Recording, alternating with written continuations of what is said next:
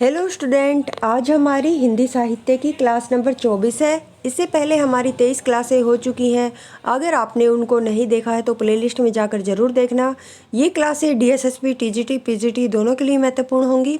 अगर आप मेरे चैनल पर नए हैं तो मैं आपको बता देती हूँ, मैंने सबसे पहले आधुनिक काल को कंप्लीट करवाया है, क्योंकि आधुनिक काल से बच्चों को डर लगता है, उसमें रचना ही रचना है। इसलिए मैंने सोचा पहले हम आधुनिक काल को ही कंप्लीट करेंगे, उसके बाद हम आदिकाल, भक्तिकाल और रीतिकाल को करेंगे।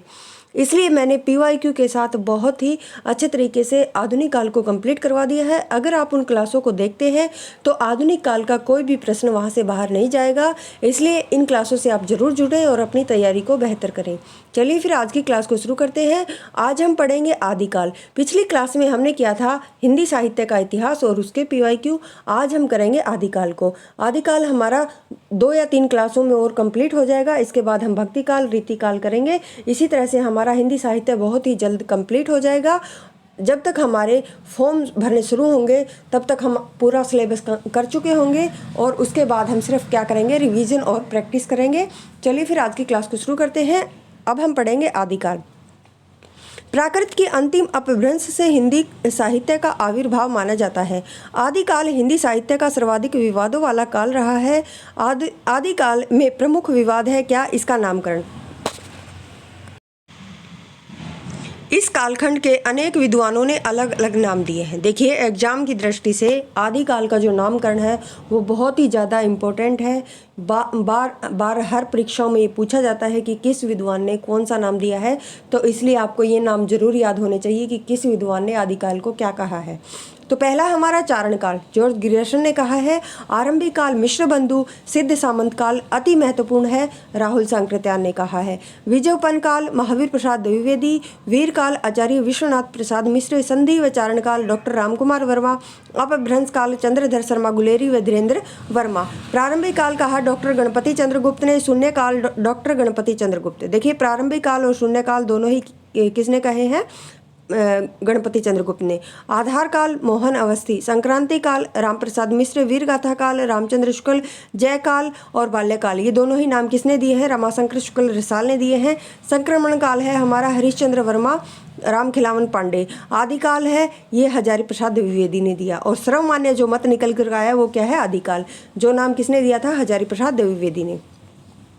देखिए, हिंदी साहित्य के इतिहास के पहले कालखंड का नामकरण क्या है, आदिकाल करने का श्रेय किसको दिया जाता है, हजारी प्रसाद द्विवेदी को। आचार्य हजारी प्रसाद द्विवेदी ने हिंदी साहित्य का आदिकाल, एक पुस्तक है इनकी, मैंने पिछली क्लास में भी करवाई थी आपको। ये आदिकाल शीर्षक से पुस्तक लिखकर इस नाम को दृढ़ता प्रदान की है। और इस पुस्तक में बिहार राष्ट्रभाषा परिषद के 5 व्याख्यानों का संग्रह है। वीरगाथा काल नामकरण के लिए रामचंद्र शुक्ल ने 12 पुस्तकों को आधार बनाया। और इस काल के अंतर्गत 2 प्रकार की रचनाएं मिलती हैं, अपभ्रंश की और देश भाषा की। कौन सी, अपभ्रंश और देश भाषा की। कितनी पुस्तकें, 12 पुस्तकें। और अपभ्रंश की पुस्तकों को आचार्य रामचंद्र शुक्ल ने साहित्यिक पुस्तकें कहा, जिनकी संख्या 4 मानी है। अपभ्रंश की कितनी है, 4। आदिकाल के ऐसे कवि जिन्होंने अपभ्रंश और देश भाषा दोनों में काव्य रचना की है, ऐसे कौन से हैं, विद्यापति। अपभ्रंश की 4 पुस्तकें कौन कौन सी हैं, कीर्तिलता, कीर्ति पताका, दोनों ही किसकी है, विद्यापति की। इंपॉर्टेंट है। हमीर रासो सारंगधर, विजयपाल रासो, नरसिंह भाट। देखिए, जो हमारी 12 पुस्तकें हैं इनके लेखक और इनका नाम आपको अच्छे से याद होना चाहिए, क्योंकि यहाँ से प्रश्न हर परीक्षा में पूछा जाता है। तो ये चारों तो आपको याद हो गई। अब 8 पुस्तकें और देख लेते हैं, ये कौन सी होंगी, देश भाषा की होंगी। खुमान रासो दलपत विजय, बिसल देव रासो नरपति नालय, प्रमाल रासो जगनीक, पृथ्वीराज रासो चंद्र बरदाई, वेरी इंपॉर्टेंट है। जय चंद्र प्रकाश, ये किसकी है, भटकेदार की। जयमंक जस चंद्रिका किसकी है, मधुकर कवि की। विद्यापति की पदावली, विद्यापति। खुसरो की पहेलियां, अमीर खुसरो की है। उक्त पुस्तकों में बिसल देव रासो और विद्यापति पदावली, खुसरो की पहेलियों को छोड़कर बाकी ग्रंथ कैसे हैं, वीर गाथात्मक हैं। अतः रामचंद्र शुक्ल ने इस कारण इस काल का नाम क्या रखा, वीरगाथा काल। आचार्य रामचंद्र शुक्ल ने नामकरण के लिए जिन पुस्तकों का आधार बनाया उनमें से कुछ तो अपभ्रंश की है और कुछ अप्राप्य हैं। अतः ऐसी पुस्तकों को आधार बनाकर किया गया नामकरण मान्य नहीं है। आगे है अपभ्रंश की पुस्तक, कौन कौन सी हैं, कीर्तिलता, कीर्ति पताका, हमीर रासो, विजयपाल रासो। और जो अप्राप्य पुस्तक है वो कौन कौन सी है, कीर्तिलता, कीर्ति पताका, हमीर रासो, विजयपाल रासो, जयमंक जस चंद्रिका और जयप्रकाश। आगे अप्रमाणिक जो पुस्तक हैं वो कौन कौन सी हैं? पृथ्वीराज रासो, खुमान रासो, प्रमाल रासो और वीर रसोत्तर रचनाएं कौन कौन सी हैं? विद्यापति पदावली, खुसरो की पहेलियाँ। विद्यापति की अपभ्रंश की रचनाएं देखिए बहुत बार पूछी जाती है। जो कीर्ति लता है, कीर्ति पताका है, इन दोनों की जो भाषा है क्या है? अपभ्रंश है। और विद्यापति की देश भाषा में लिखी गई रचना कौन सी है? विद्यापति की पदावली है। अपभ्रंश शब्द का प्रयोग 6वीं शताब्दी के आचार्य भामा ने अपने ग्रंथ काव्यालंकार में किया।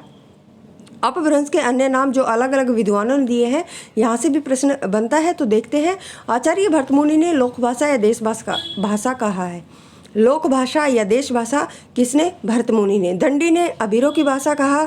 चंद्रधर शर्मा गुलेरी पुरानी हिंदी, रामचंद्र शुक्ल प्राकृता भाष। अपभ्रंश को ग्राम भाषा भी कहा है। अतः सिद्ध होता है कि अपभ्रंश साहित्य आदिकाल का अनिवार्य अंग है। अपभ्रंश शब्द का प्रयोग सबसे पहले राजा धारसेन द्वितीय के शिलालेख में मिलता है। हिंदी का प्रथम कवि किसने किसको माना? यहाँ से भी प्रश्न पूछा जाता है कि पहला कवि किसने माना है, किसको? तो शिव सिंह सेंगर और जॉर्ज ग्रियर्सन, इन्हें पहला कवि किसको माना है? पुष्य या फिर पुष्प दंत को माना है। आगे है मिश्र बंधु, राहुल सांकृत्यायन, डॉक्टर नगेंद्र, इन तीनों ने सरहप्पा को माना है। आगे है चंद्रधर शर्मा गुलेरी, राजा मुंज को पहला कवि मानते हैं। गणपति चंद्रगुप्त शालिभद्र सूरी और बच्चन सिंह विद्यापति को। आचार्य रामचंद्र शुक्ल चंद्रवरदाई और हजारी प्रसाद द्विवेदी अब्दुल रहमान, वासुदेव सिंह जोगेंदु या फिर जोइंदु मुनि को। डॉक्टर रामकुमार वर्मा स्वयंभू को। और सर्वमान्य जो मत है वो सरहप्पा किसने माना था? राहुल सांकृत्यायन ने। ये भी कई बार पूछा जा चुका है। हिंदी की जो प्रथम रचना है वो कौन सी है? श्रावकाचार। किसकी है? देवसेन की। हिंदी के प्रथम कवि सरहप्पा की कोई स्वतंत्र प्राप्त रचना नहीं है। राहुल सांकृत्यायन ने अपनी पुस्तक हिंदी काव्य धारा में क्या है? सरहप्पा के पदों को संकलित किया है। गणपति चंद्रगुप्त ने शालिभद्र द्वारा रचित भरतेश्वर बाहुबली, ये भरतेश्वर है, भरतेश्वर बाहुबली रास को हिंदी की प्रथम रचना माना है। और पहला कवि भी किसको माना है? शालिभद्र को। किसने? गणपति चंद्रगुप्त ने। आगे देखिए जो हमारे कवि हैं उनके बारे में पढ़ते हैं। स्वयंभू है हमारे पहले कवि, तो इन्हें अपभ्रंश का वाल्मीकि कहा जाता है। और इन्हें अपभ्रंश का कालिदास, अपभ्रंश का आदि कवि, अपभ्रंश का आदि महाकवि भी कहा जाता है। किसको? स्वयंभू को। इनकी जो रचनाएं हैं कौन कौन सी हैं? पवम चरिव इनकी इंपॉर्टेंट रचना है। रिठनेमी चरिव और स्वयंभू छंद। पवम चरिव में राम कथा वर्णित है। इसके 5 खंड हैं। विद्याधर कांड, अयोध्या कांड, सुंदर कांड, युद्ध कांड और उत्तर कांड। इस ग्रंथ में कुल 90 संधियां हैं यानी अध्याय हैं। स्वयंभू इस ग्रंथ को पूरा नहीं कर पाए थे, इसको पूरा उनके पुत्र त्रिभुवन ने किया था। यह अपभ्रंश की प्रथम कड़वक बद्ध रचना है। बद्ध आएगा, बद्ध रचना है। छंदों की निश्चित संख्या के बाद छंद बदल देने को क्या कहते हैं? कड़वक। ये कड़वा नहीं आएगा, यहाँ पर कड़वक आएगा। कहते हैं इसमें 7 चौपाइयों के बाद एक दोहा दिया जाता है।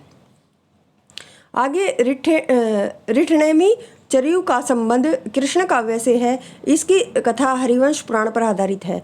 आगे देखिए कौन सा कवि है हमारा? पुष्यदंत। इन्होंने स्वयं को अभिमान मेरु की उपाधि दी है।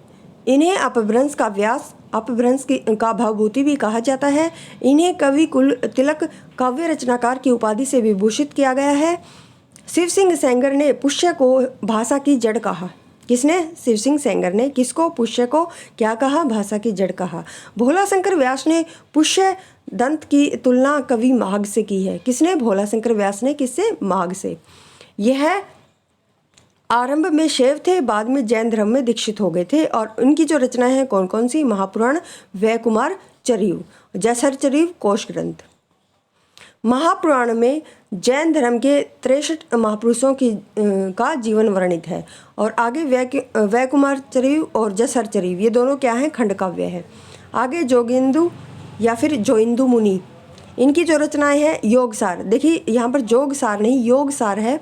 और परमात्म प्रकाश। अपभ्रंश में दोहा काव्य परंपरा का आरंभ इन्हीं 2 कृतियों से माना जाता है।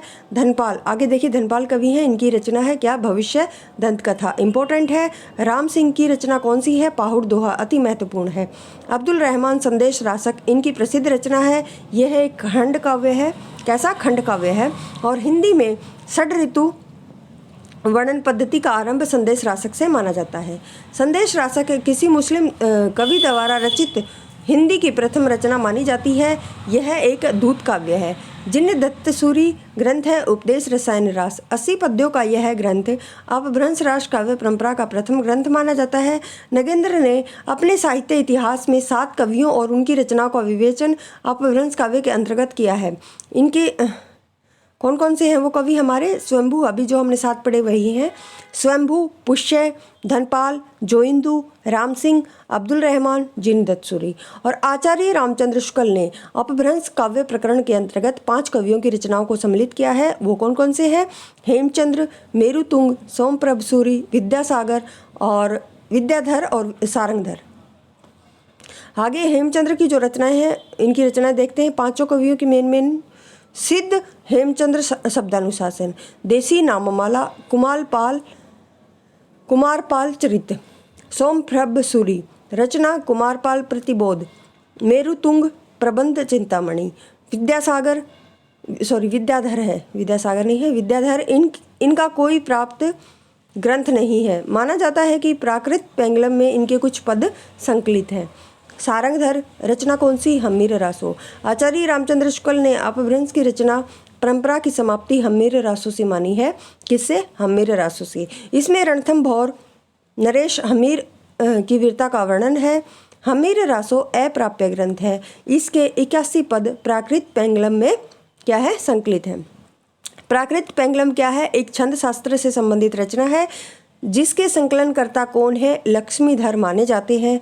इसमें विद्याधर, सारंगधर, जज्जन बब्बन के पद संकलित हैं। तो बस आज के लिए इतना ही। आगे के जो हमारा आदिकाल है उसकी 2 क्लासें और आएंगी। उसके बाद हम क्या है भक्ति काल को शुरू करेंगे। अगर आपको ये क्लासें पसंद आती हैं तो चैनल को शेयर और सब्सक्राइब जरूर करें और वीडियो को लाइक करें। धन्यवाद।